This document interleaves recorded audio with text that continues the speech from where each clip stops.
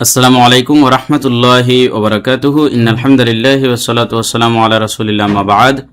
প্রিয় দর্শক শ্রোতা ভাই বোন, আজকে আমরা কোরআনুল কারীম বানান করে রিডিং পড়া আকর্ষণীয় পদ্ধতির 210তম পর্বে আমরা এসে পৌঁছে গেছি। সূরাতুল বাকারা 226 নম্বর আয়াত আজকে আমরা বানান করব। চলুন শুরু করে দেই। আউযু বিল্লাহি মিনাশ শাইতানির রাজীম। বিসমিল্লাহির রহমানির রহিম। ولا تجعلوا الله عرضة لأيمانكم أن تبروا وتتقوا وتصلحوا بين الناس والله سميع عليم।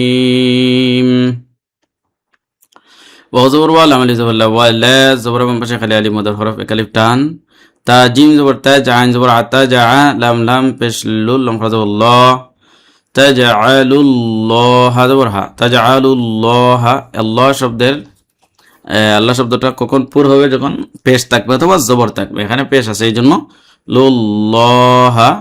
আইনটা পেশ উর দ জবর দ উর দ তা লাম দুই জবর তাল উর দ তাল লাম দুই লি হামজা ইয়া জবর আই লি আই মিম আলিফ জবর মা জবর পাশে খালি আলিফ মদর হরফ কালিফ টান নুন জেননি কাফ মিম পেশ কুম লি আইমানিকুম। হামজা নুন জবর আং তা জবর তা আং তা বা রা জবর বার আং তাবার রা ওয়া পেশ রু আং তাবাররু। এখানে পেশের বাম পাশে জজমুল আমাদের হরফ, আর এখানে নুন সেকেন্ডের পরে তা আসছে ফা হয়েছে, এই জন্য গুণনা করে পড়তে হয়েছে। ওয়া জবর ওয়া তা তা জবর তাত ওয়া তাত তা জবর তা ওয়া তাত তা কাফ ওয়া পেশ কু ওয়া তাত্তাকু। এখানে পেশের বাম পাশে জজম ওয়ালা ওয়া আমাদের হরফ কালিফ টান ওয়া জবর ওয়া তা সাদ পেশ তুস লাম জাল্লি তুসলি হাওয়া পেশ হু পেশের বাম পাশে জজম ওয়ালা ওয়া আমাদের হরফ কালিফ টান বায়া জবর বাই নুন নুন জবর নান নুন আলি জবর নাস ইনজাসি বাইনান নাসি। এখানে নুনে মিমে তাজি গুণনা করা ওয়াজিব কালি গুণনা করছি।